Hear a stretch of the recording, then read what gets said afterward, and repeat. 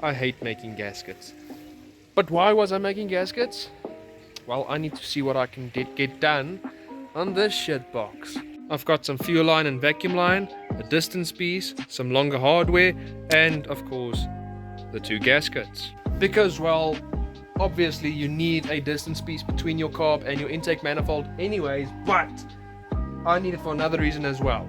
And that is because the only way I see it being possible for me to actually connect a throttle cable to this carb's throttle is by turning it 180 degrees, making it face the other way in layman's terms.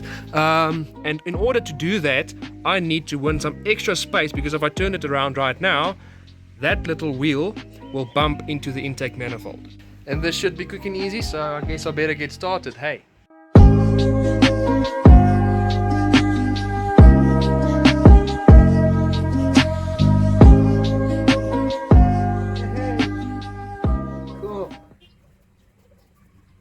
Put this down. It's leaking something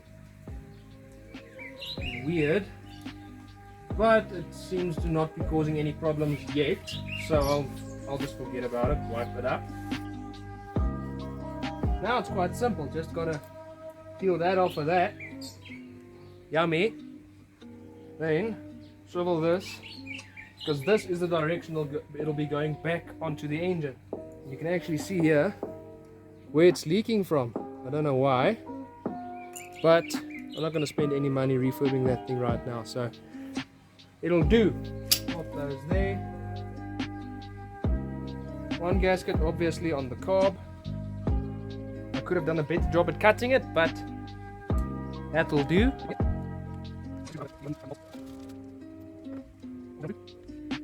I need to go make these holes in the gaskets bigger. I don't want to risk ripping them just to get the bolts through. Let me go do that real quick. That should do if you ask me. Now, take two at getting this all set up. Where is that? Oh, man. Where did I put that? Shit. I'll look for it later.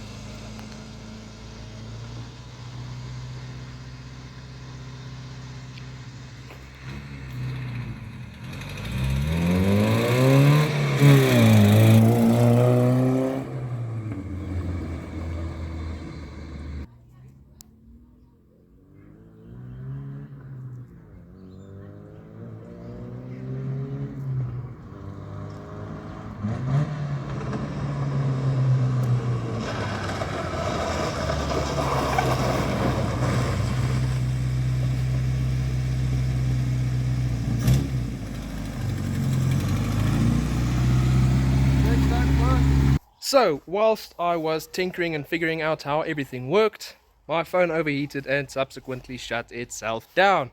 So I went and put it in the refrigerator and finished up.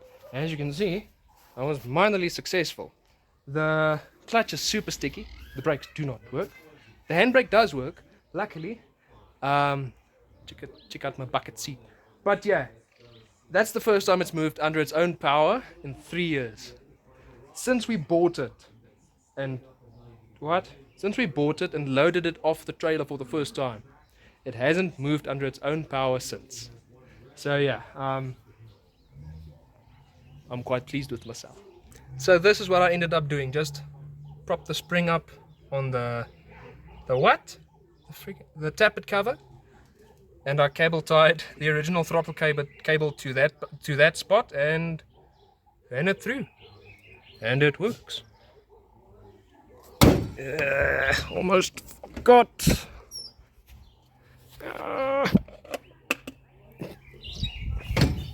Also, the starter still doesn't work, so if you recall from the last video, if you do not recall, because you didn't watch it, go and watch it. Anyways, if you might recall from the last video, I kept shorting out the screwdriver I used to bridge the starter on the exhaust manifold. So I've insulated this one, and this will, for now at least, be my dedicated starting thingamabobbin.